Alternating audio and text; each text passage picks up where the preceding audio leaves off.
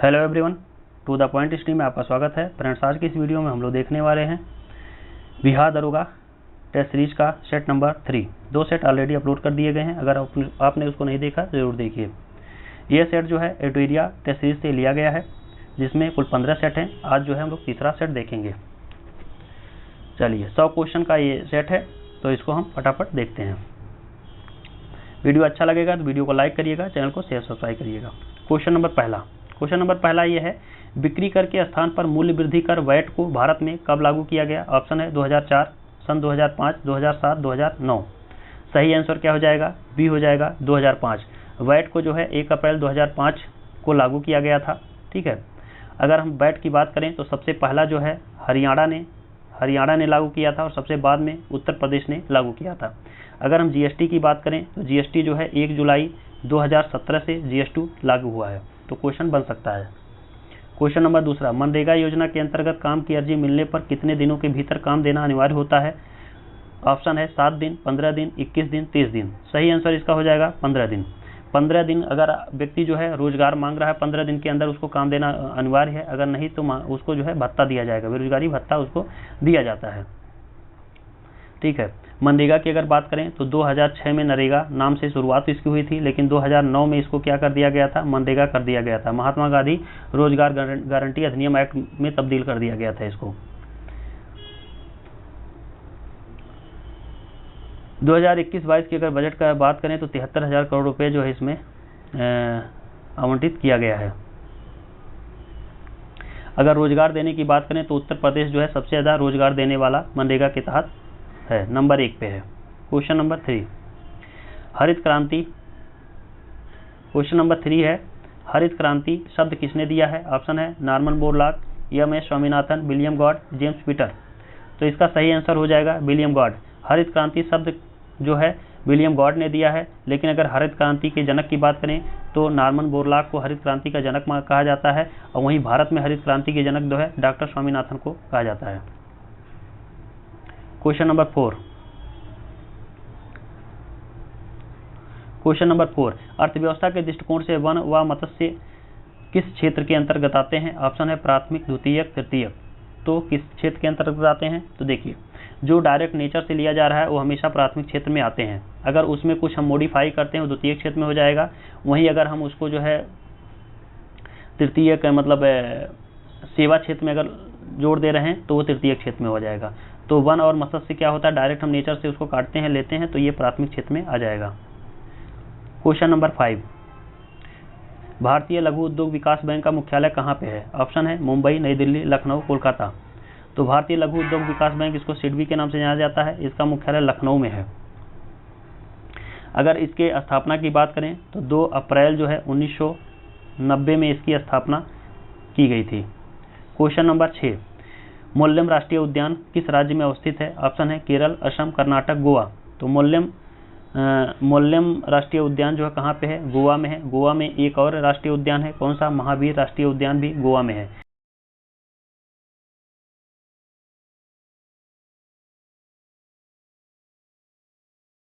असम की बात करें तो असम में काजीरंगा है, ठीक है, एक सिंह गैंडा के लिए फेमस है, और डिब्रू सखोवा भी यहीं पे है। वहीं अगर बात करें कर्नाटक में तो कर्नाटक में जो है अंसी, बांदीपुर, ठीक है, नागरहोल, ये सब क्या है? कर्नाटक में है। चलिए, क्वेश्चन नंबर 7, निम्नलिखित में से कौन सा परितंत्र अजैविक घटक है? तो अजैविक में जिसमें जैविक ना हो उसको अजैविक कहेंगे। तो देखिए, जल में जैविक नहीं है, वायु में भी नहीं है, ये दोनों क्या हो जाएगा? अजैविक हो जाएगा। लेकिन जीवाणु क्या है? जैविक है। तो सी इसका सही आंसर हो जाएगा। चलिए, अगला क्वेश्चन नंबर 8, निम्नलिखित में से दुर्लभ जातियां रेयर स्पीसीज के अंतर्गत कौन आते हैं? तो रेयर स्पीसीज में कौन सा आ जाएगा? शुतुरमुर्ग और हिमचीता, ये किस में आते हैं? रेयर स्पीसीज में आते हैं। अगर वहीं बात करें कस्तूरी मृग और ग्रेट इंडियन की, तो कस्तूरी मृग और ग्रेट इंडियन जो है ये किस में आ जाएंगे? संकटापन्न में आ जाएंगे। किस में? संकटापन्न में। तो कौन सा सही हो जाएगा? तीसरा और चौथा हो जाएगा, सी सही। चलिए, क्वेश्चन नंबर 9, विश्व ओजोन दिवस किस तिथि को मनाया जाता है? ऑप्शन है 5 जून, 16 अगस्त, 5 नवंबर, 16 सितंबर। तो 16 सितंबर को जो है विश्व ओजोन दिवस मनाया जाता है। 5 जून की बात करें तो 5 जून को जो है विश्व पर्यावरण दिवस मनाया जाता है। ओजोन दिवस की बात करें तो उसका थीम जो था ozone for life 35 year ozone layer protection था। ठीक है। क्वेश्चन नंबर 10, किस वर्ष अंतरिक्ष आयोग एवं अंतरिक्ष विभाग की स्थापना की गई थी? ऑप्शन है 1962, 1969, 1972, 1976। तो 10 का सही आंसर क्या हो जाएगा? 1972 में अंतरिक्ष आयोग एवं अंतरिक्ष विभाग की स्थापना की गई थी। वहीं अंतरिक्ष कार्यक्रम की शुरुआत की अगर बात करें तो 1962 में अंतरिक्ष कार्यक्रम की शुरुआत की गई थी। और 1969 की बात करें तो इसरो की स्थापना 1969 में हुआ था। अगर इसके मुख्यालय की बात करें तो बेंगलुरु में इसरो का मुख्यालय है। क्वेश्चन नंबर 11, डीएनए में पाई जाने वाली शर्करा है कौन सी है? हेक्सोन, हेप्टुलोज, पेंटोस, जाइलोज। तो डीएनए में जो शर्करा होती है उसको क्या कहते हैं? हेक्सोन कहते हैं। ठीक है। वहीं आरएनए में जो है आरएनए में पेंटोज नामक शर्करा पाई जाती है। क्वेश्चन नंबर 12, गोल कृमि एक मानव परजीवी है जो पाया जाता है यकृत में, जठर में, क्षुद्रांत में, बृहदांत में। ठीक है। तो क्षुद्रांत में जो है गोल कृमि की अगर बात करें तो ये कहाँ पे पाया जाता है? क्षुद्रांत में पाया जाता है।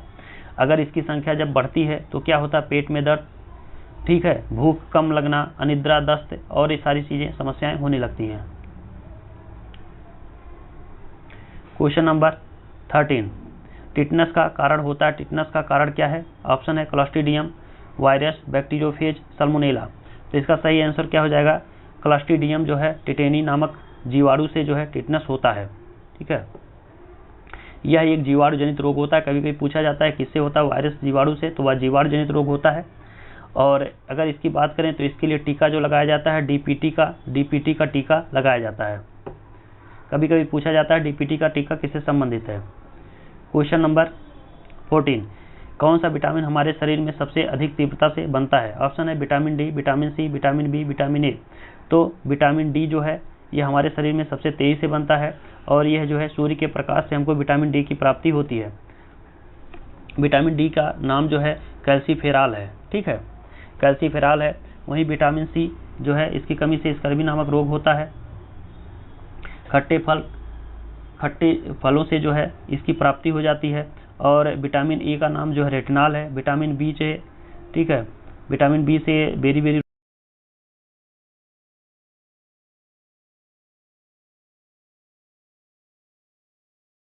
के अलावा जो है वसा में घुलनशील विटामिन होते हैं।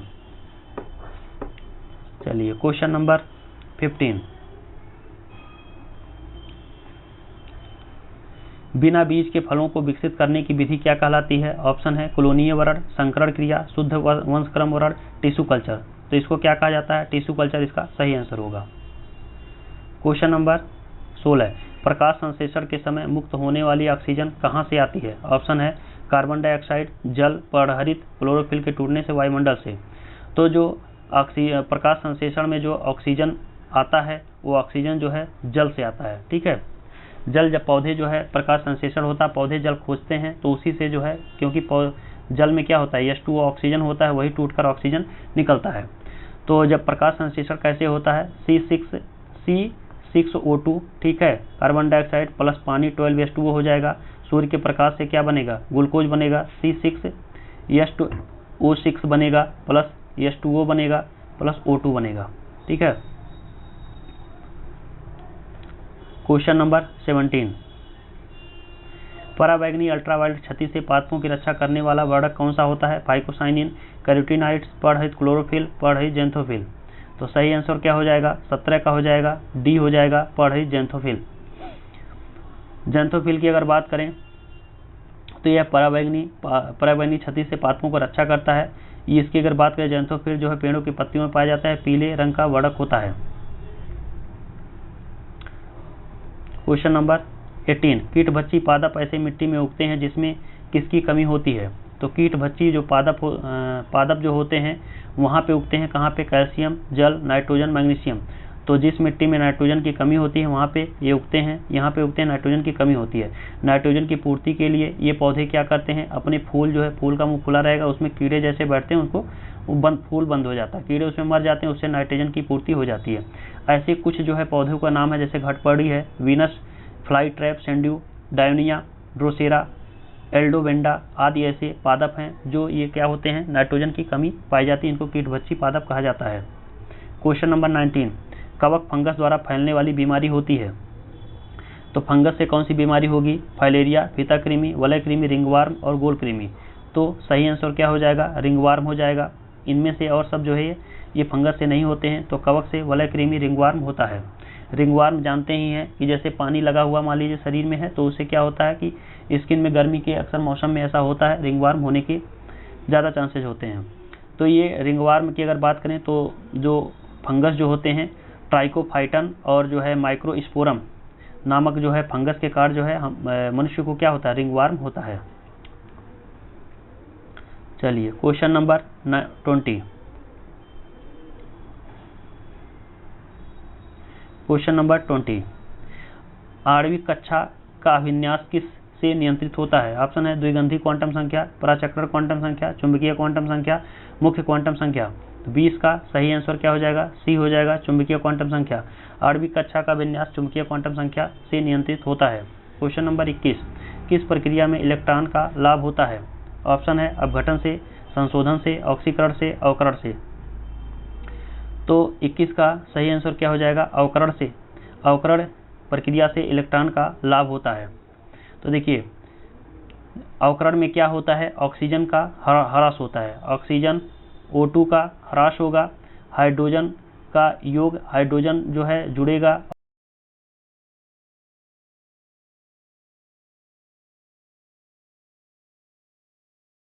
ऑक्सीजन का योग होता है, ऑक्सीजन बढ़ेगा, ऑक्सीकरण का अपचयन होता है, ठीक है। और हाइड्रोजन का क्या होता है? हाइड्रोजन का ह्रास होता है ऑक्सीकरण में। चलिए क्वेश्चन नंबर 22, धातुओं का गुण जिसके कारण उन्हें पीटकर शीट में परिवर्तित किया जा सकता है क्या कहलाता है? तन्यता, आघातवर्धनीयता, तनय सामर्थ्य, श्यानता। तो इसको क्या कहा जाता है? आघातवर्धनीयता। जैसे सोना की आघातवर्धनीयता सबसे अधिक होती है, ठीक है, उसको काफी ज्यादा फैलाया जा सकता है। चलिए क्वेश्चन नंबर 23, ढलवा लोहे में कार्बन का प्रतिशत कितना होता है? ऑप्शन है 0.5 से 1.5, 0.1 से 0.25, 3 से 5, 6 से 8, कितना % तक होता है? तो ढलवा की अगर बात करें तो सही हो जाएगा 3 से 5, 3 से 5% तक जो है ढलवा लोहे में जो है कार्बन प्रतिशत होता है। वहीं अगर पिटवा की बात करें तो पिटवा में 0.04 सबसे कम मात्रा में होता है, से 0.08 तक होता है, ठीक है, तो 0.8 तक होता है। वहीं स्टील की अगर बात करें, स्टील में 0.5 से लेकर, ठीक है, 0.5 से लेकर 1 ये स्टील में होता है, 0.5 से लेकर 1.5 स्टील में होता है। पिटवा की बात करें तो पिटवा का 0.4 से लेकर 0.04 से 0.08 होता है। चलिए क्वेश्चन नंबर 24, गैस तापमापी द्रव तापमापी की तुलना में ज़्यादा संवेदी होते हैं क्योंकि गैस का प्रसार गुणांक अधिक होता है, दूसरा की विशिष्ट ऊष्मा अधिक होती है, तीसरा की विशिष्ट ऊष्मा कम होती है, हल्की होती है। 24 का सही आंसर क्या हो जाएगा? ए हो जाएगा। गैस तापमापी द्रव तापमापी की तुलना में ज़्यादा संवेदी होते हैं क्योंकि गैस का प्रसार गुणांक अधिक होता है। क्या होता है? गैस का प्रसार गुणांक जो है द्रव की तुलना में अधिक होता है। किसकी? द्रव की तुलना में गैस का प्रसार गुणांक अधिक होता है। 24 का हो जाएगा ए। क्वेश्चन नंबर 25, 0 डिग्री सेंटीग्रेड पर जल और बर्फ क्रिस्टल साम्यावस्था में होते हैं। जब इस प्रणाली पर दाब प्रयुक्त किया जाता है तब इस पर क्या प्रभाव पड़ता है? ऑप्शन है बर्फ अधिक मात्रा में बनता है, बर्फ का अधिक भाग जल बन जाता है, जल वाष्प में बदल जाता है, कोई प्रभावी परिवर्तन नहीं होता है। 25 का सही आंसर क्या हो जाएगा? डी हो जाएगा, कोई प्रभावी परिवर्तन नहीं होगा। देखिए 0 डिग्री सेंटीग्रेड पर जल और बर्फ क्रिस्टल साम्यावस्था में होते हैं। जब इस पर प्रभावी दाब डाला जाता है तो जल एवं बर्फ एक पर कोई प्रभाव नहीं पड़ता है। चलिए क्वेश्चन नंबर 26, निम्नलिखित में से किसका प्रयोग नोदक या रॉकेट में ईंधन के रूप में किया जाता है? ऑप्शन है द्रव हाइड्रोजन प्लस द्रव ऑक्सीजन, द्रव ऑक्सीजन प्लस द्रव नाइट्रोजन, द्रव ऑक्सीजन प्लस द्रव ऑर्गन और द्रव हाइड्रोजन प्लस द्रव नाइट्रोजन। तो रॉकेट नोदक या रॉकेट में ईंधन के रूप में किस चीज़ का प्रयोग किया जाता है? 26 का सही आंसर क्या हो जाएगा? ये हो जाएगा, द्रव हाइड्रोजन और द्रव ऑक्सीजन को किया जाता है प्रयोग। क्वेश्चन नंबर 27, न्यूक्लियर त्रिज्या को अभिव्यक्त करने वाला सबसे उपयुक्त यूनिट क्या होता है? Angstrom, Fermi, micron, nanometre. 27 का सही आंसर क्या हो जाएगा, बी हो जाएगा, फर्मी।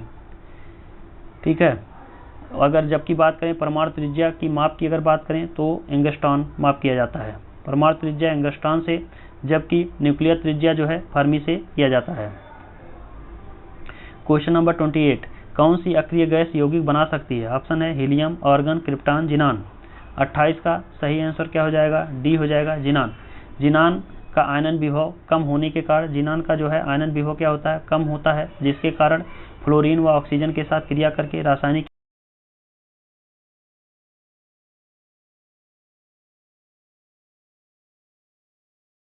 प्रवाह की दिशा निर्भर करती है किस पर, उसकी गुप्त ऊष्मा पर, उसकी विशिष्ट ऊष्मा पर, ऊष्मा की उनकी अपनी अपनी मात्रा पर, उनके अपने अपने तापमान पर। 29 का सही आंसर क्या हो जाएगा, डी हो जाएगा, उनके अपने अपने तापमान पर। जब भी दो निकायों के बीच ऊष्मा का प्रवाह होता है तो उन निकायों के तापांतर के कारण होता है। ऊष्मा हमेशा उच्च ताप की वस्तु से निम्न ताप की ओर जानती है। हम लोग जानते हैं कि अगर हम किसी तवे को गर्म करें तो वहां से क्या होता है, धीरे धीरे जो आपका मतलब जहां हीट कर रहे हैं उसके अंदर भी जो है ऊष्मा का प्रसार होने लगता है, कुछ समय बाद उन्हें समान ताप पर ले आता है, ठीक है, बराबर कर देता है। तो और एक चीज़ आप ये भी जानते हैं कि अगर मान लीजिए क्या होता है कि कोई चीज़ अगर ठंडी है और कोई चीज़ गर्म है तो जब ठंडा है वहाँ पे ट्रांसफ़र हो जाएगा और दोनों बराबर हो जाते हैं, तो ऐसा भी होता है। तो दो निकायों के बीच ऊष्मा के प्रवाह की दिशा निर्भर करती है उनके अपने अपने तापमान पर निर्भर करती है। 29 का हो जाएगा डी। क्वेश्चन नंबर 30, वायु की क्षैतिज गति होने वाले ऊष्मा के अंतरण को कहते हैं, वायु की क्षैतिज गति से होने वाले ऊष्मा के अंतरण को क्या कहते हैं, अभिवहन, संवहन, चाल, विकिरण। 30 का सही आंसर क्या हो जाएगा, अभिवहन हो जाएगा, क्या हो जाएगा, अभिवहन। तो वायु की जो क्षैतिज गति से ऊष्मा के अंतरण को कहते हैं अभिवहन कहते हैं, ठीक है। संवहन में क्या होता है कि संवहन में जो है एक तरह से मतलब जो एक जगह गर्म रहेगा दूसरी जगह ठंडा रहेगा तो बिना माध्यम के जो है वो भी गर्म हो जाता है। चाल आप जानते हैं, विकिरण में क्या होता है, सूर्य की किरण की जो विकिरण होती है उससे जो है गर्म होता है। तो इस तरह से अगर बात करें वायु की क्षैतिज गति से ऊष्मा के अंतरण को क्या कहते हैं, अभिवहन कहेंगे। क्वेश्चन नंबर 31, निम्नलिखित में से कौन सी प्रघटना यह निर्णय लेने में सहायक होती है कि प्रकाश एक अनुप्रस्थ तरंग है? ऑप्शन है व्यतिकरण, ध्रुवीकरण, अपवर्तन, विवर्तन। 31 का सही आंसर क्या हो जाएगा, ध्रुवीकरण। प्रकाश का ध्रुवीकरण की परिघटना से यह निर्णय लेने में सहायता मिलती है कि यह एक अनुप्रस्थ तरंग है। चलिए क्वेश्चन नंबर 32, जब किसी तालाब में शांत जल में पत्थर फेंका जाए तो तालाब में जल के पृष्ठ पर उठने वाली लहरें होती हैं, कैसी होती हैं, अनुप्रस्थ अनुदैर्घ्य लहरें पैदा नहीं होती हैं। कौन सा इसमें सही होगा, तो 32 का सही आंसर क्या हो जाएगा, ए प्लस बी दोनों होगा, अनुप्रस्थ भी होगा और अनुदैर्घ्य भी होगा। देखिए जल की सतह पर उत्पन्न विक्षोभ के कारण यह अनुप्रस्थ और अनुदैर्घ्य दोनों प्रकार की तरंगें उत्पन्न करती है। क्वेश्चन नंबर 33, क्वेश्चन नंबर 33, किस असंतुलित बल द्वारा किसी पिंड में उत्पन्न त्वरण होता है? ऑप्शन है बल के अनुक्रमणपाती, बल के व्युत्क्रमणपाती, बल के प्रभाव से स्वतंत्र, हमेशा शून्य। 33 का सही आंसर क्या हो जाएगा, ए हो जाएगा, बल के अनुक्रमणपाती होता है। किसी असंतुलित बल द्वारा किसी पिंड में उत्पन्न त्वरण क्या होता है, बल के अनुक्रमणपाती होता है। क्वेश्चन नंबर 34, विद्युत चालकता की यूनिट क्या होती है? विद्युत चालकता की यूनिट क्या होती है? ऑप्शन है ओम, ओम क्यू, मोहो, मोहो क्यू। तो 34 का सही आंसर क्या हो जाएगा, सी हो जाएगा, मोहो। पदार्थों द्वारा विद्युत धारा का संचालन करने की क्षमता की माप को विद्युत चालकता कहते हैं। इसका जो है मात्रक क्या होता है, मोहो है। चलिए क्वेश्चन नंबर 35,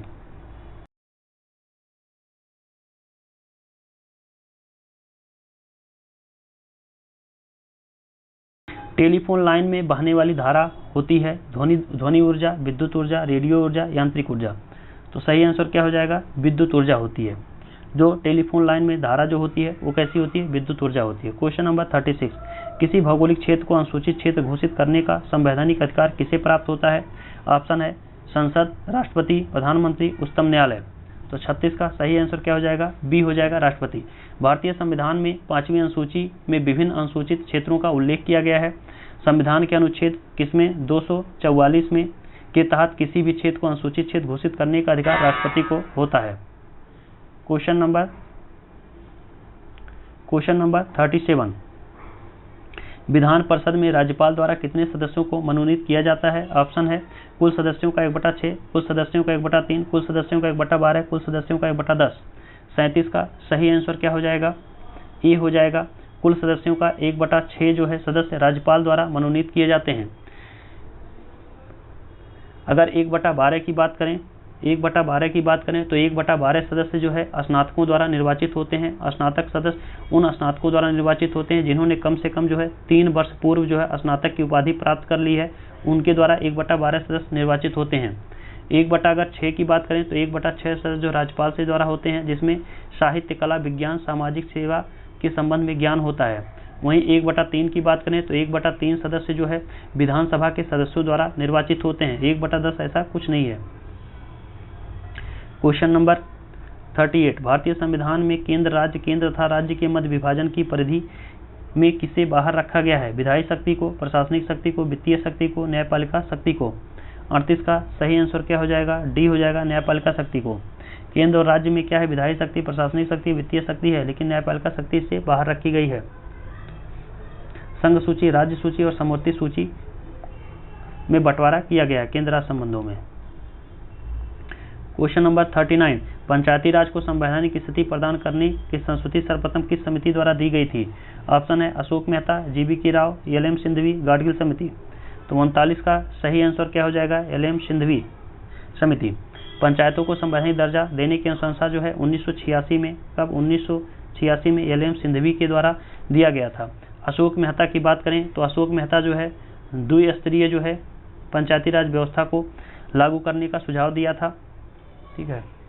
पंचायती राज संस्थाओं में अनुसूचित जाति, जनजातियों तथा महिलाओं के लिए आरक्षण का सुझाव की अगर बात करें तो ये गाडगिल द्वारा दिया गया था आरक्षण की। चलिए क्वेश्चन नंबर 40, सरकारी आयोग निम्नलिखित में से किससे संबंधित है? ऑप्शन है न्यायिक सुधार, संघीय सुधार, चुनाव सुधार, केंद्र राज्य संबंध सुधार। तो सही आंसर हो जाएगा केंद्र राज्य संबंध सुधार से सरकारी आयोग संबंधित है। सरकारी आयोग की स्थापना जो है 1983 में भारत की केंद्र सरकार द्वारा की गई थी। सरकारी आयोग का मुख्य कार्य केंद्र राज्य संबंधों की जांच करना था। क्वेश्चन नंबर 41, निम्नलिखित में से कौन सा भारतीय संविधान के अंतर्गत एक मौलिक कर्तव्य नहीं है? राष्ट्रीय महत्व के स्मारकों की रक्षा करना, सार्वजनिक संपत्ति की रक्षा करना, वैज्ञानिक सोच विकसित करना, राष्ट्र की एकता और अखंडता की रक्षा करना। तो 41 का सही आंसर क्या हो जाएगा, राष्ट्रीय महत्व के स्मारकों की रक्षा करना, ये जो है नहीं है। राष्ट्रीय महत्व के स्मारकों, संस्थानों और वस्तुओं के संरक्षण की रक्षा करना, ये जो है 49 में है। आर्टिकल नीति निषेध तत्व में है, आर्टिकल 49 में रखा गया है। जबकि सार्वजनिक संपत्ति की रक्षा करना, वैज्ञानिक सोच विकसित करना, ये जो है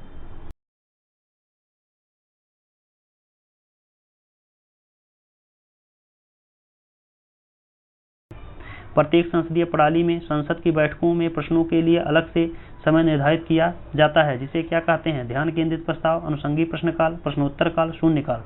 42 का सही आंसर क्या हो जाएगा, प्रश्नोत्तर काल हो जाएगा।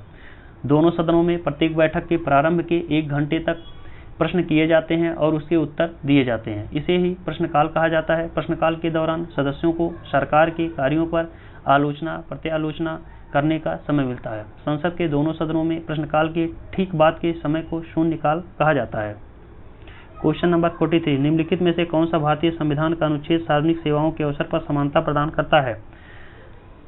सार्वजनिक सेवाओं के अवसर पर, ठीक है। अनुच्छेद 14, अनुच्छेद 15, अनुच्छेद 16, अनुच्छेद 19। तो सही इसका क्या हो जाएगा, अनुच्छेद 16 हो जाएगा। तो अनुच्छेद 16 में क्या कहा गया है, लोक नियोजन के विषय में अवसर की समानता भारतीय संविधान में, ये अनुच्छेद 16 में दिया गया, तो सही हो जाएगा। जबकि 14 में कहा गया विधि के समक्ष समानता, 15 में कहा गया है धर्म, जाति, लिंग या जन्मस्थान के आधार पर भेदभाव का निषेध किया जाएगा। 19 जो है स्वतंत्रता के अधिकार से संबंधित है। क्वेश्चन नंबर 44, राज्यसभा के विषय में क्या सही है? यह एक अस्थायी सदन है, बिल्कुल सही है। इसकी अवधि 6 वर्ष की होती है, ये भी सही है, 6 वर्ष होता है। 1/3 सदस्य प्रति दूसरे वर्ष सेवानिवृत्त हो जाते हैं, बिल्कुल सही है, ये भी सही है। सेवानिवृत्त हो जाते हैं, इसे विघटित नहीं किया जा सकता, तो ये सही है। तो इसका मतलब ये गलत है, ठीक है। क्यों गलत है? क्योंकि 1/3 प्रति दूसरे वर्ष सेवानिवृत्त हो जाते हैं, तो इसमें से कौन सा सही है ये पूछा गया है। तो इसमें तो सभी सही हो जाएंगे, ठीक है। यह एक अस्थायी सदन है, 6 वर्ष है और विघटित नहीं किया जा सकता। तो राज्यसभा की अगर बात करें, सदस्यों का कार्यकाल 6 वर्ष का होता है। राज्यसभा के गठन का प्रावधान जो है अनुच्छेद 80 में किया गया है। राज्यसभा के सदस्यों की अगर संख्या की बात करें तो 250, अधिक से अधिक 250 संख्या हो सकती है, ठीक है। तो इसमें क्या है, सभी सही है। क्वेश्चन नंबर 45, अस्पृश्यता निवारण अधिनियम कब पारित किया गया था? 1952, 1955, 1956, 1949। 45 का सही आंसर क्या हो जाएगा? बी हो जाएगा, 1955। संसद द्वारा अस्पृश्यता निवारण अधिनियम 1955 में पारित किया गया था। 1976 में इसका संशोधन कर दिया गया और इसका सिविल अधिकार संरक्षण अधिनियम कर दिया गया। क्वेश्चन नंबर 46, किस संसदीय समिति का नाम आकलन समिति या अस्थायी मितव्ययता समिति, कंटिन्यूअस इकोनॉमी कमेटी भी है? लोक उपक्रम समिति, लोक लेखा समिति, प्राक्कलन समिति, विभागीय अस्थायी समिति। तो इकोनॉमी से कमेटी संबंधित है, तो कौन सी है? तो लेखा से संबंधित होगा, ठीक है। तो कैसा है? 46 का हो जाएगा, सी हो जाएगा, प्राक्कलन समिति हो जाएगी। प्राक्कलन समिति का संबंध जो सरकार के वित्तीय कार्यों की जांच पड़ताल या समीक्षा करने से संबंधित है, इसे ही आकलन समिति या अस्थायी मितव्ययता समिति के नाम से जाना जाता है। अगर इस समिति की बात करें तो इसमें केवल जो है लोकसभा के सदस्य होते हैं, वो भी कितने? 30 सदस्य होते हैं। इसके कार्यकाल की बात करें तो 1 ईयर इसका कार्यकाल होता है। क्वेश्चन नंबर 47, पर्वतीय स्लोपों हिल स्लोप पर मृदा अपरदन को किस प्रकार नियंत्रित किया जाता है? वनारोपण, सोपान कृषि, पट्टीदार कृषि, समोच्च रेखीय जुताई। 47 का सही आंसर क्या हो जाएगा? डी हो जाएगा, समोच्च रेखीय जुताई। पर्वतीय ढलानों पर मृदा अपरदन के ढाल को काट कर सीढ़ी नुमा खेत बनाकर और समोच्च रेखीय जुताई से नियंत्रित किया जाता है। सोपान कृषि की अगर बात सोपान कृषि के द्वारा भी किया जाता है, परंतु समोच्च रेखीय विधि सर्वाधिक उपयुक्त होती है इसमें। हालांकि ये सब है, लेकिन सबसे ज्यादा उपयुक्त जो है समोच्च रेखीय जुताई होती है। क्वेश्चन नंबर 48, निम्नलिखित में से किस वैज्ञानिक ने बताया है कि सूर्य के चारों ओर प्रत्येक नक्षत्र का मार्ग दीर्घवृत्ताकार है? ऑप्शन है गैलीलियो, न्यूटन, केपलर, कोपरनिकस। 48 का सही आंसर क्या हो जाएगा? सी हो जाएगा, दीर्घवृत्ताकार के संबंध में जो केपलर का रूल है। केपलर ने सिद्ध किया था कि सूर्य के चारों ओर प्रत्येक नक्षत्र का मार्ग दीर्घवृत्ताकार होता है, ठीक है।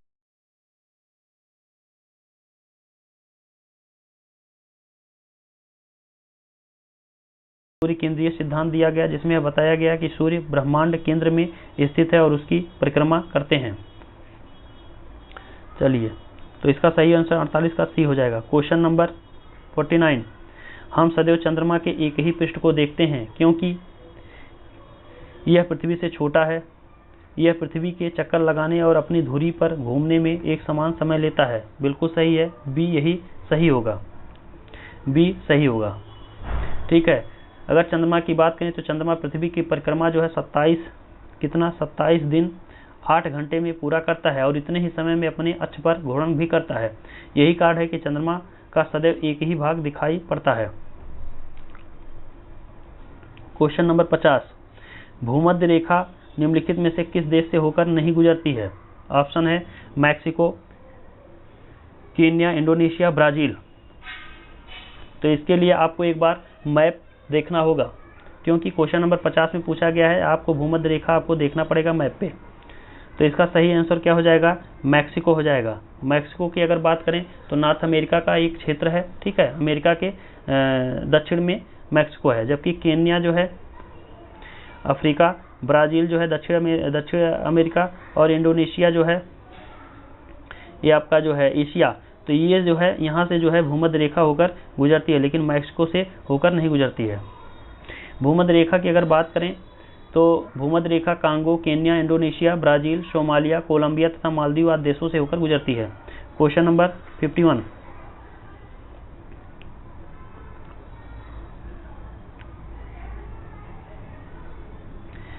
कंटूर वे काल्पनिक रेखाएं होती हैं जो दर्शाती हैं, क्या दर्शाती हैं?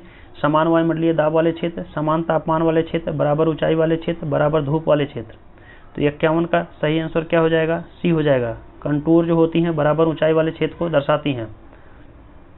दो समान ऊंचाई वाले स्थलों को मिलाने वाली काल्पनिक रेखा को समोच्च रेखा या कंटूर लाइन कहते हैं। इसको क्या कहते हैं? समोच्च रेखा कहा जाता है या कंटूर लाइन कहा जाता है।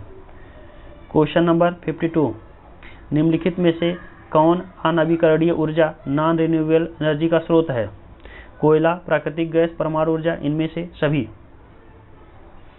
तो 52 का सही आंसर क्या हो जाएगा? कौन सा इसमें जो है अनवीकरणीय ऊर्जा का स्रोत है? देखिए, जब किसी ऊर्जा स्रोत का उपयोग दोबारा ना किया जा सके तथा उसकी उपलब्धता सीमित हो तो ऐसे स्रोतों में प्राप्त ऊर्जा को अनवीकरणीय ऊर्जा कहते हैं। जैसे कोयला एक सीमित संसाधन है, इसको जो है हम क्या करेंगे, दोबारा ये प्राप्ति नहीं हो पाती है। पेट्रोल का भी, प्राकृतिक गैस और क्या है, परमाणु ऊर्जा भी, ये सब क्या है, अनवीकरणीय ऊर्जा स्रोत हो जाएंगे। जबकि सूर्य के प्रकाश से जो ऊर्जा मिलती है इसको हम क्या नवीकरणीय ऊर्जा कहते हैं। हवा के द्वारा, जल से जो उत्पन्न हो रहा है, ये सब नवीकरणीय ऊर्जा हो जाएंगी।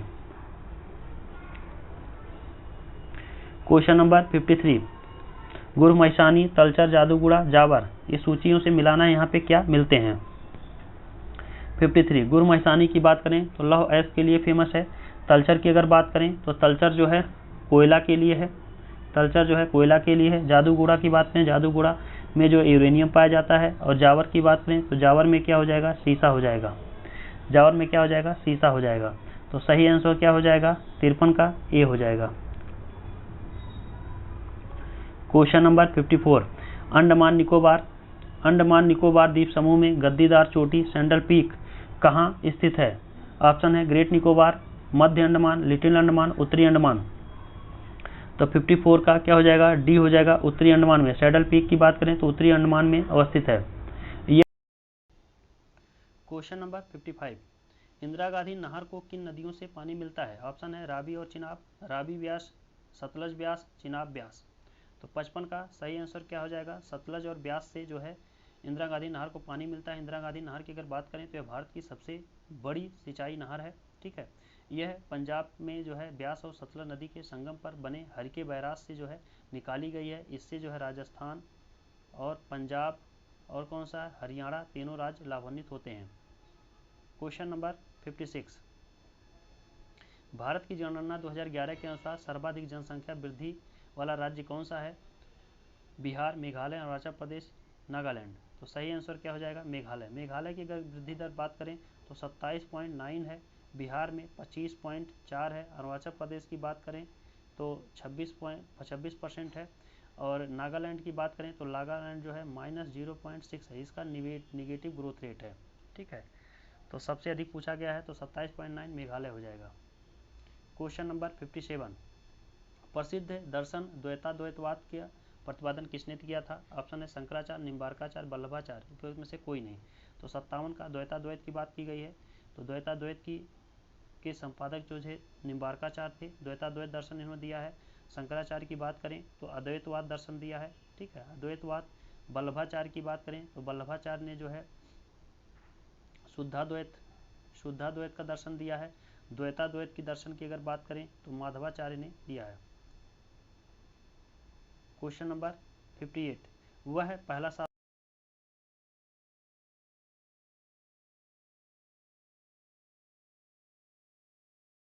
आंसर क्या हो जाएगा, 58 का हो जाएगा, ए हो जाएगा, अलाउद्दीन खिलजी। अलाउद्दीन खिलजी पहला शासक था जिसने भूमि को नाप कर लगान वसूलना प्रारंभ किया, और इसके लगान को खराज कहा जाता था, जो पैदावार का 1/2 भाग था, और इसको जो है गल्ले के रूप में लिया जाता था। गल्ला मतलब हो गया कि जो उत्पादन होता था। क्वेश्चन नंबर 59, सल्तनत युग का अकबर किसे कहा जाता है? ऑप्शन है बलबन, मोहम्मद बिन तुगलक, कुतुबुद्दीन ऐबक, फिरोज शाह तुगलक। तो सही आंसर हो जाएगा डी, 59 का डी, फिरोज शाह तुगलक जो है सल्तनत काल का अकबर इसको कहा जाता है। यह 1351 में दिल्ली सल्तनत का सुल्तान बना? मोहम्मद बिन तुगलक का यह चचेरा भाई था। क्वेश्चन नंबर 60, विजयनगर साम्राज्य के व्यापारियों के प्रमुख समुदाय को क्या कहा जाता था? वराह, शेट्टी, पांचाल, वलनाडु। तो सही आंसर क्या हो जाएगा? शेट्टी कहा जाता था। विजयनगर साम्राज्य की बात करें तो 1336 में हरिहर और बुक्का नामक दोनों भाइयों ने विजयनगर साम्राज्य की स्थापना की थी और इसके शेट्टी कहा जाता था व्यापारी प्रमुख को। क्वेश्चन नंबर 61, दिल्ली दरबार का आयोजन कब किया गया था? दिसंबर 1911, मार्च 1911, दिसंबर 1912। सही आंसर क्या हो जाएगा? 61 का ये हो जाएगा। दिसंबर 1911 में दिल्ली दरबार का आयोजन किया गया था। लॉर्ड हार्डिंग द्वितीय के शासनकाल में यह किया गया था और इस समय जो है जॉर्ज पंचम और महारानी मेरी का भारत में आगमन हुआ था और तभी आयोजन किया गया था। और उसी समय जो है कलकत्ता को देश की राजधानी हटाकर दिल्ली को राजधानी घोषित किया गया था और 1912 में दिल्ली राजधानी बन गई थी। तो यहाँ पे अगर क्वेश्चन पूछा जाए कब घोषणा किया गया था तो 1911 लिया जाएगा और कब अगर 12 ऑप्शन में है तो 12 भी माना जा सकता है। ठीक है, एग्जाम में दोनों पूछा गया है। तो 1911 में जो है दिल्ली को घोषित किया गया था राजधानी। क्वेश्चन नंबर 62, असहयोग आंदोलन चलाने का प्रस्ताव किस कांग्रेस अधिवेशन में पारित किया गया था? ऑप्शन है लखनऊ, कानपुर, नागपुर, बम्बई। तो सही आंसर क्या हो जाएगा? नागपुर अधिवेशन। 1920 के नागपुर अधिवेशन में असहयोग आंदोलन चलाने का प्रस्ताव पारित किया गया और 1 अगस्त 1920 को जो है गांधी जी ने असहयोग आंदोलन शुरू कर दिया। 12 फरवरी 1922 को इसे स्थगित किया गया था। ठीक है, 1 अगस्त 1920 को ही जो है तिलक की मृत्यु भी हो गई थी और तिलक फंड की घोषणा किया गया था। व्यक्तिगत सत्याग्रह की शुरुआत कब की गई थी? 17 अगस्त 1940, 17 अक्टूबर 1940, 18 अप्रैल 1951, 18 अक्टूबर 1951। तो सही आंसर क्या हो जाएगा? 17 अक्टूबर 1940। 17 अक्टूबर 1940 को महाराष्ट्र के पवनार से जो है व्यक्तिगत सत्याग्रह की शुरुआत की गई। गांधी जी ने प्रथम सत्याग्रही के रूप में विनोबा भावे थे को जो है सत्याग्रही के रूप में मनोनीत किया और दूसरे थे जवाहरलाल नेहरू थे। क्वेश्चन नंबर 64, भारत में आधुनिक शिक्षा का जन्मदाता किसे कहा जाता है? William Bentinck, Charles grant, Charles Wood, उपरोक्त में से कोई नहीं। तो सही आंसर क्या हो जाएगा? चार्ल्स ग्रांट को जो है आधुनिक शिक्षा का जन्मदाता कहा जाता है। अगर वुड डिस्पैच की बात करें तो वुड डिस्पैच जो है 1854 में लागू किया गया था। क्वेश्चन नंबर 65, गांधी जी ने नवजीवन पत्रिका किस भाषा में प्रकाशित की थी? ऑप्शन है हिंदी, गुजराती, अंग्रेजी, उर्दू। 65 का सही आंसर क्या हो जाएगा? गुजराती। क्वेश्चन नंबर 66, निम्नलिखित में से कौन सा सुमेलित है? ली कमीशन 1922, हंटर कमीशन 1882 और स्टेची कमीशन 1888, रेले कमीशन 1903। सही आंसर क्या हो जाएगा? बी हो जाएगा, हंटर कमीशन 1882। हंटर कमीशन 1882 सही है। ली कमीशन की बात करें तो ली कमीशन जो है 1923 में आया था। स्टेची कमीशन की बात करें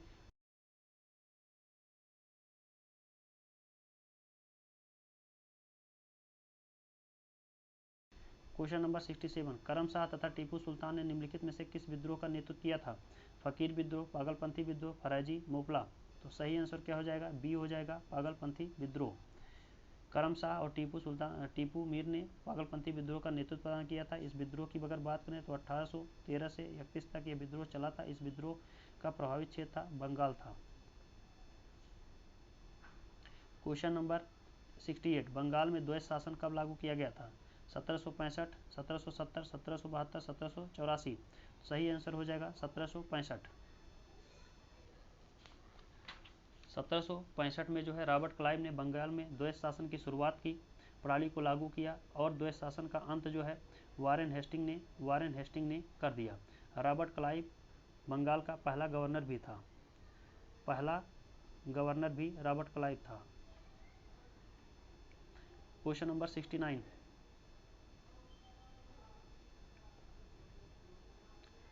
जापान ने पर्ल हार्बर पर आक्रमण कब किया था? 1940, 41, 1942, 1943।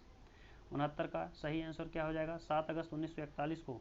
कब? 7 अगस्त 1941 को जापान ने पर्ल हार्बर पर आक्रमण किया था और उसके फलस्वरूप जो है 6 अगस्त 1945 को अमेरिका ने जापान के हिरोशिमा पर बम गिराया 45 में और फिर 9 अगस्त 3 दिन के बाद 9 अगस्त 1945 को नागासाकी पर भी गिराया। तो ये दिन जो है काफ़ी इंपॉर्टेंट है, पूछा जाता है एग्जाम में। साहित्य के क्षेत्र में वर्ष 2020 के बुकर पुरस्कार किसे प्रदान किया गया? डगलस स्टुअर्ट को, जेम कैलमैन को, डायने कुक को, ब्रेंडन टेलर को। तो सही आंसर क्या हो जाएगा? डगलस स्टुअर्ट को जो है बुकर पुरस्कार दिया गया है। इनकी उपन्यास जो है सुग्गी बेन के लिए दिया गया है। यह जो है डगलस स्टुअर्ट स्कॉटिश अमेरिकी फैशन डिजाइनर हैं। निम्नलिखित में से किस मंत्रालय द्वारा स्वामित्व योजना की शुरुआत की गई है? ऑप्शन है कृषि और कल्याण मंत्रालय, पंचायती राज मंत्रालय, सामाजिक न्याय अधिकारिता मंत्रालय, संस्कृति मंत्रालय। 71 का सही आंसर हो जाएगा पंचायती राज मंत्रालय। तो इस स्वामित्व योजना में जो है ग्रामीण क्षेत्रों में भू संपत्तियों के मालिक को उनको अपनी भू संपत्ति के स्वामित्व को दर्शाने वाले संपत्ति कार्ड का वितरण इस योजना के तहत किया जाएगा। क्वेश्चन नंबर 72, उमंग मोबाइल ऐप का अंतर्राष्ट्रीय संस्करण निम्नलिखित में से किस मंत्री ने लॉन्च किया है? तो आईटी जो मिनिस्टर होगा वही करेगा, तो इसका सही आंसर हो जाएगा रविशंकर प्रसाद। उमंग की अगर बात करें तो उमंग ऐप में जो है इसमें जितने भी गवर्नमेंट सरकारी ऐप हैं जिसका यूज होता है वो सारे ऐप इसमें इंक्लूड कर दिए गए हैं। तो इसका अंतर्राष्ट्रीय संस्करण भी लॉन्च कर दिया गया है। क्वेश्चन नंबर 73, हाल ही में आंग रीता शेरपा का निधन हो गया है। वे किससे विख्यात संबंधित हैं? गीतकार से, कवि, चित्रकार, पर्वतारोही। तो सही हो जाएगा पर्वतारोही हो जाएगा। माउंट एवरेस्ट पर बिना ऑक्सीजन सिलेंडर के 10 बार सफलतापूर्वक चढ़ने वाले यह व्यक्ति थे। ठीक है, काठमांडू में इनका निधन हो गया है। इन्हें हिम तेंदुआ, स्नो लेपर्ड भी कहा जाता था। क्वेश्चन नंबर 74, भारतीय सेना और महाराष्ट्र पुलिस ने लुल्लन नगर में किस नाम से आतंकवाद विरोधी युद्धाभ्यास का आयोजन किया है? ऑप्शन है सुरक्षा कवच, आंतरिक कवच, सुरक्षा चक्रव्यूह, इनमें से कोई नहीं। तो सुरक्षा कवच हो जाएगा। 74 का हो जाएगा ए, सुरक्षा कवच। क्वेश्चन नंबर 75, भारत के किस राज्य में छात्रों को स्कूल के किट वितरित करने के लिए जगन्नाथ विद्या कानुका योजना की शुरुआत की गई है? ऑप्शन है उड़ीसा, महाराष्ट्र, तेलंगाना, आंध्र प्रदेश। सही आंसर क्या हो जाएगा? आंध्र प्रदेश हो जाएगा। आंध्र प्रदेश के मुख्यमंत्री की बात करें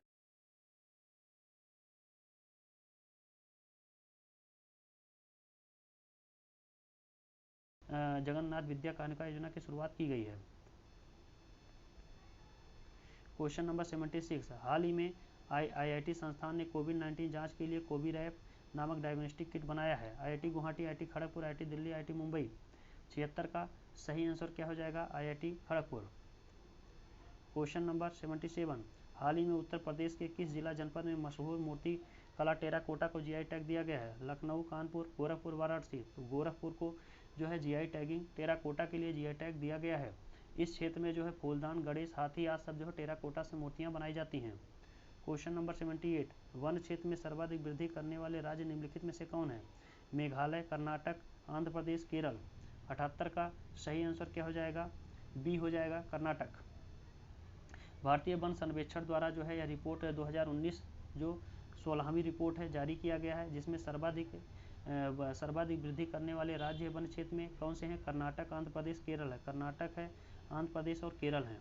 ठीक है, इस रिपोर्ट की अगर बात करें तो 2 वर्षों पर रिपोर्ट जारी की जाती है और पहला रिपोर्ट जो है 1987 में जारी किया गया था। क्वेश्चन नंबर 79, एशियाई खेल 2022 का आयोजन कहाँ किया गया है? बीजिंग, टोंगचोंग, हांगझू, नई दिल्ली। तो हांगझाऊ चीन में जो है इसका आयोजन किया गया है।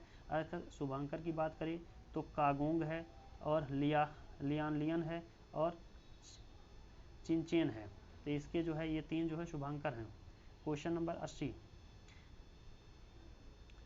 कीवी फल के लिए जैविक प्रमाणीकरण पाने वाला देश का पहला राज्य कौन सा बना है? अरुणाचल प्रदेश, मध्य प्रदेश, आंध्र प्रदेश, तेलंगाना। सही आंसर क्या हो जाएगा? अरुणाचल प्रदेश हो जाएगा। अरुणाचल प्रदेश जो है कीवी फल के लिए प्रमाणीकरण पाने वाला पहला राज्य बना है। अरुणाचल प्रदेश में कीवी को अंतेरी कहा जाता है। इसे चीन की चमत्कारी फल और हार्टिकल्चर वंडर ऑफ न्यूजीलैंड भी कहा जाता है। इस फल को खाने से प्लेटलेट्स की जो है कमी को पूरा किया जाता है। क्वेश्चन नंबर 81, किस राज्य में भारत की पहली सौर ऊर्जा से चलने वाली ट्रेन का उद्घाटन किया गया है? ऑप्शन है तेलंगाना, केरल, आंध्र प्रदेश, पश्चिम बंगाल। 81 का सही आंसर हो जाएगा केरल। तो केरल के बेल्ली में भारत की पहली सौर ऊर्जा से चलने वाली ट्रेन का उद्घाटन किया गया है। इसमें 3 बोगियों छोटी सी ट्रेन है, इसमें 3 बोगियां हैं और 2.5 किलोमीटर चलाया गया है। इसका मतलब ये है कि शुरुआत हो गई, भविष्य में इसको और आगे बढ़ाया जाएगा। राफेल फाइटर एयरक्राफ्ट को किस वायुसेना स्टेशन पर औपचारिक रूप से भारतीय वायुसेना में सम्मिलित किया गया है? अंबाला, आगरा, दिल्ली, नागपुर। तो सही आंसर हो जाएगा अम्बाला। हरियाणा के जो है अम्बाला में एयरफोर्स कैंप पे लाया गया है। 36 राफेल विमानों में से 5 ये पहला विमान था। 5 डसॉल्ट कंपनी द्वारा इसका निर्माण किया गया है। और अगर इसको पहली महिला उड़ाने वाली जो है शिवांगी सिंह बनी है। शिवांगी सिंह पहली महिला फाइटर बनी है जो राफेल को उड़ाने वाली बनी है। ये जो है अगर शिवांगी सिंह की बात करें तो यह वाराणसी की रहने वाली है, यूपी की। क्वेश्चन नंबर 83, हाल ही में चर्चा में रहा शाहतूत बांध भारत सरकार द्वारा किस देश में निर्माण करने की घोषणा की है? बांग्लादेश, श्रीलंका, नेपाल, अफगानिस्तान। सही आंसर क्या हो जाएगा? अफगानिस्तान। शाहतूत बांध जो है यह मैदान नदी पर शाहतूत बांध का निर्माण किया जाएगा। भारत से स्थलीय सीमा साझा करने वाला सबसे कम सीमा साझा करने वाला अफगानिस्तान है। क्वेश्चन नंबर 84, पहला ग्लोबल सिनेमा फेस्टिवल 2020 का आयोजन कहाँ किया गया है? महाराष्ट्र, दिल्ली, कलकत्ता, सिक्किम। तो सही आंसर क्या हो जाएगा? 84 का सिक्किम में किया गया है। क्वेश्चन नंबर 85, अमेरिकी राष्ट्रपति चुनाव में डेमोक्रेटिक पार्टी का चुनाव चिन्ह क्या है? हाथी, गधा, शेर, घोड़ा। तो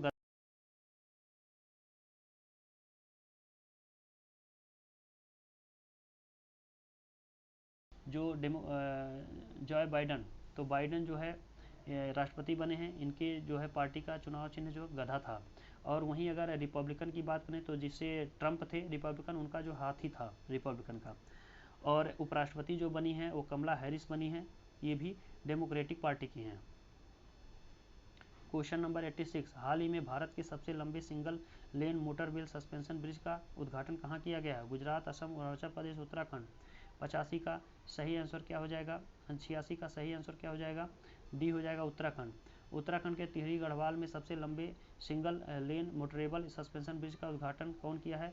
यहाँ के सीएम जो है त्रिवेंद्र रावत ने किया है। त्रिवेंद्र सिंह रावत ने किया है। यह पुल टिहरी झील पर स्थित है जिसकी लंबाई जो है 725 मीटर है। रेलवे बोर्ड के नए अध्यक्ष कौन बने हैं? रेलवे बोर्ड के नए अध्यक्ष कौन हुए? V K Yadav, Sunit Sharma, Mohan Chandravanshi, P Siddharth. तो सुनीत शर्मा जो है रेलवे बोर्ड के नए अध्यक्ष बने हैं। यह जो है वीके यादव का स्थान इन्होंने लिया है।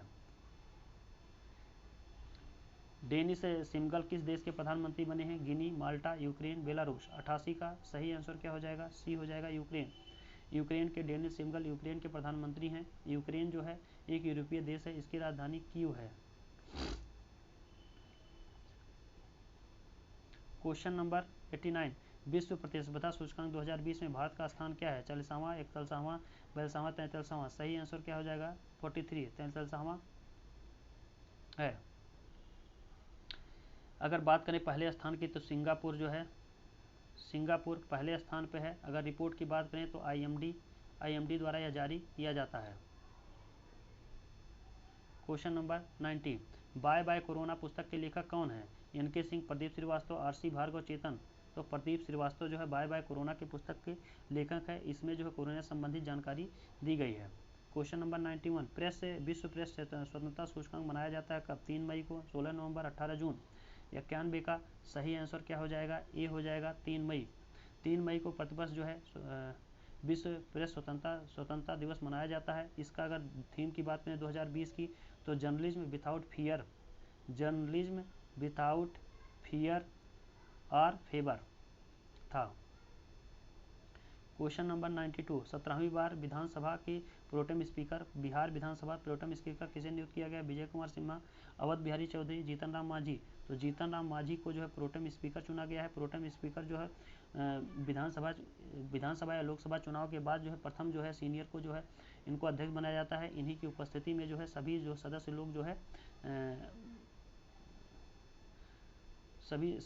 जो है शपथ ग्रहण करते हैं और इसके बाद में इनका काम खत्म हो जाता है और इन्हीं की अध्यक्षता में जो है विधानसभा अध्यक्ष का चुनाव भी होता है। तो विधानसभा अध्यक्ष की जो है की बात करें तो विजय कुमार सिन्हा जो है विधानसभा अध्यक्ष बने, 16वीं विधानसभा के थे विजय कुमार सिन्हा बने हैं। इसके बाद इनका काम खत्म हो जाता है प्रोटेम स्पीकर का। क्वेश्चन नंबर 93, स्वास्थ्य और चिकित्सा के क्षेत्र में सहयोग के लिए भारत में किस देश के साथ समझौता किया है? जापान, कंबोडिया, ब्रिटेन, रूस। सही आंसर क्या हो जाएगा? कंबोडिया हो जाएगा। क्वेश्चन नंबर 94, बाजूभाई वाला वर्तमान में किस राज्य के गवर्नर बने हैं? गोवा, उड़ीसा, कर्नाटक, पंजाब। 94 का सही आंसर क्या हो जाएगा? सी हो जाएगा कर्नाटक। बाजू भाई कर्नाटक के राज्यपाल हैं। कर्नाटक की राजधानी अगर बात करें तो बेंगलुरु जो है कर्नाटक की राजधानी है। यहाँ के मुख्यमंत्री वी एस येदियुरप्पा हैं। ठीक है।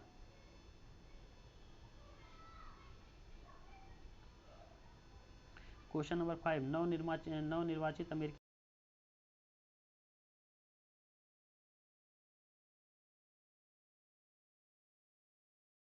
सही आंसर क्या हो जाएगा? सबरीना सिंह।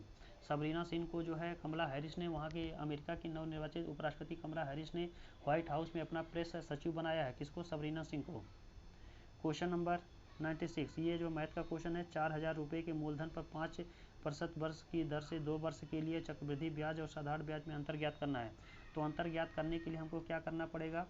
तो अंतर ज्ञात करने के लिए अंतर हो जाएगा हमको, देखिए क्या मूलधन कितना है? 4000 है।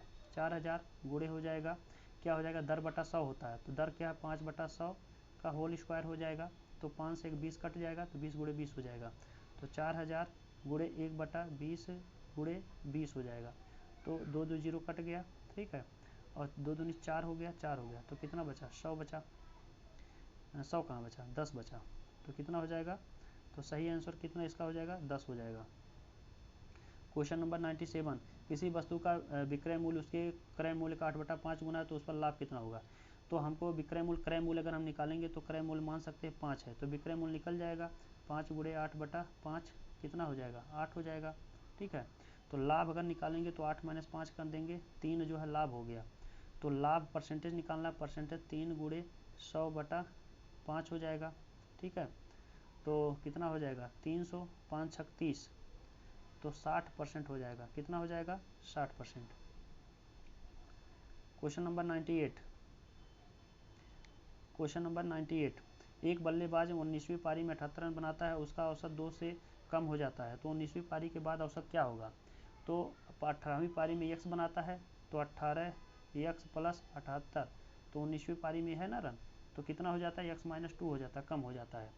तो हम क्या करेंगे? 18x + 78 = हो जाएगा 19x - 38 हो जाएगा। तो घटा देंगे तो x = कितना बचेगा? 116 बचेगा। तो 116 में से 2 कम कर देंगे तो 114 हो जाएगा, b हो जाएगा 114। 99, 3 व्यक्तियों की साझेदारी में 600, 800 और लगाते हैं तो 480 का मुनाफा होता है, पहले व्यक्ति को कितना मिलेगा? तो देखिए अनुपात निकालने के ये 2 0000 काट दीजिए, 0000 क्या हो जाएगा? कट जाएगा। तो कितना बचेगा? और फिर 2 तिहाई 6 हो जाएगा, 2 चौका 8 हो जाएगा, 2 पचे 10, 3:5:10 हो जाएगा। तो 3 5 3 8, 5 3 8 10 कितना हो जाएगा? 3 2 2 तिहाई 6, 2 चौका 8, 2 पचे 10, तो 2 तिहाई 6 हो जाएगा, 2 चौका 8 हो जाएगा, 4 3 7, 7 5 12, तो 12 हो जाएगा। 3/3 का सबसे पहले व्यक्ति का कितना मिलेगा? 3/12 गुणे 480 हो जाएगा, 12 चौक 48 हो जाएगा। तो कितना हो जाएगा? 12 चौक 48, 120 हो जाएगा। कितना हो जाएगा? 120। तो डी हो जाएगा। Question number 100, ax² bx + c हो जाएगा। अल्फा प्लस बीटा निकालना है, अल्फा प्लस बीटा ही निकालना है। ठीक है। तो हम क्या करते हैं कि अगर ax² + bx + c है तो अल्फा प्लस बीटा कितना होता है? अल्फा प्लस बीटा = होता है -b/a होता है, अल्फा इंटू बीटा होता है c/a होता है। ठीक है। तो दोनों को हमको बटा में करना है, तो -b/a/c/a, तो क्या हो जाएगा? b/a a/c, तो a कट जाएगा, तो -b/c हो जाएगा। b/c किस में है? -b/c हो जाएगा, c हो जाएगा। तो फ्रेंड्स आज की इस वीडियो में हम लोग जो है सेट नंबर 3 जो है देख लिए हैं 100 क्वेश्चन। वीडियो अच्छा लगा तो वीडियो को लाइक करिए, चैनल को शेयर सब्सक्राइब करिए। नेक्स्ट वीडियो में फिर मिलते हैं, तब तक के लिए धन्यवाद, जय हिंद।